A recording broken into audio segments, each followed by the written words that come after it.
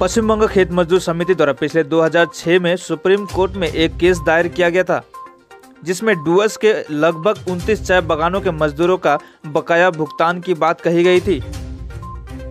अंत में 2018 में सुप्रीम कोर्ट ने कहा कि प्रत्येक बागान मालिकों को 2 करोड़ देना होगा ताकि मजदूरों का पैसा मिल सके। उसके बाद कई मजदूरों को अपना पैसा मिला भी।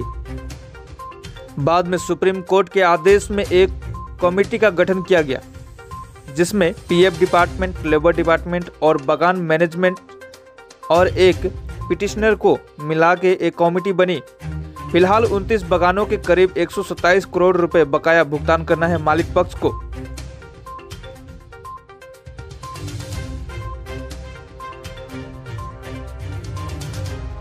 आज जो मीटिंग हुआ था, जो खेत मजदूर समिति का जो केस सुप्रीम कोर्ट में चल रहा था 29 बागान को लेके लिए, 29 बागान को जो एक कमेटी बनाया है सुप्रीम कोर्ट, एक जज देखिए, एक सुप्रीम कोर्ट का कमेटी बना है, वो जज के लिए आज मीटिंग बुलाया था। ये मीटिंग में जो 29 बागान में 29 जो कमेटी बनाया है, ये कमेटी का कैसा कैसा हेयरिंग होगा, जो लोग आदमियों लोग का जो बकाया का क्लेम किया है उसका कैसा हेयरिंग होगा, इसलिए आज एक ट्रेनिंग बुलाया था।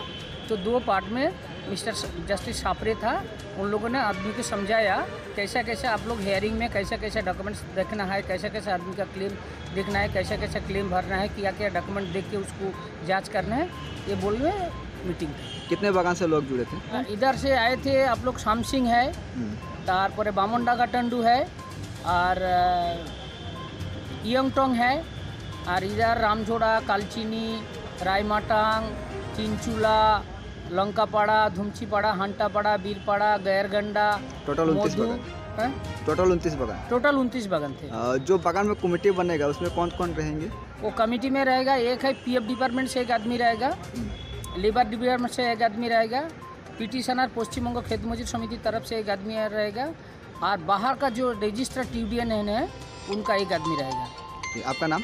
हमारा नाम संदीप सिंह, पश्चिम बंग खेत मजदूर समिति स्टेट कमेटी मेंबर।